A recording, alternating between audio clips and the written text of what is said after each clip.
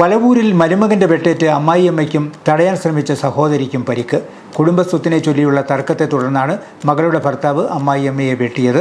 വലവൂർ വെള്ളംകുന്നേൽ പരേതനായ സുരേന്ദ്രന്റെ ഭാര്യ യമുന, ജ്യേഷ്ഠ സഹോദരി സോമവല്ലി എന്നിവർക്കാണ് വെട്ടേറ്റത്. മുഖത്തും കഴുത്തിനും ഗുരുതര പരിക്കുകളോടെ യമുനയെ തെള്ളകത്തെ സ്വകാര്യ ആശുപത്രിയിലും സോമവല്ലിയെ കോട്ടയം മെഡിക്കൽ കോളേജ് ആശുപത്രിയിലും പ്രവേശിപ്പിച്ചു. സംഭവവുമായി ബന്ധപ്പെട്ട് സോമവല്ലിയുടെ മകളുടെ ഭർത്താവ് കരിങ്കുന്നം സ്വദേശിയും KSRTC ഡ്രൈവറുമായ ആദർശ് പീതാംബരനെ പാലാ പോലീസ് കസ്റ്റഡിയിലെടുത്തു.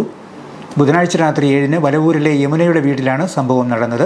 സോമവല്ലിയുടെ കുടുംബസ്വത്തിന്റെ വിഹിതം സഹോദരി യമുനയ്ക്ക് നൽകുന്നതിലെ തർക്കങ്ങളാണ് ആക്രമണത്തിന് പിന്നിലെന്ന് പോലീസ് പറഞ്ഞു. സോമവല്ലി ബുധനാഴ്ചയാണ് സഹോദരിയുടെ വീട്ടിലെത്തിയത്. ഈ വിവരമറിഞ്ഞ മരുമകൻ ആയുധവുമായി എത്തുകയായിരുന്നു. വീടിന്റെ അടുക്കള ഭാഗത്ത് ചക്ക വെട്ടി ഒരുക്കുകയായിരുന്നു സഹോദരിമാർ ഇരുവരും. സോമവല്ലിയെ ആക്രമിക്കുന്നത് തടയാൻ ശ്രമിച്ചപ്പോഴാണ് യമുനയ്ക്ക് വെട്ടേറ്റത്. ഇവർക്ക് ഒന്നിലേറെ തവണ വെട്ടേറ്റിട്ടുണ്ട്.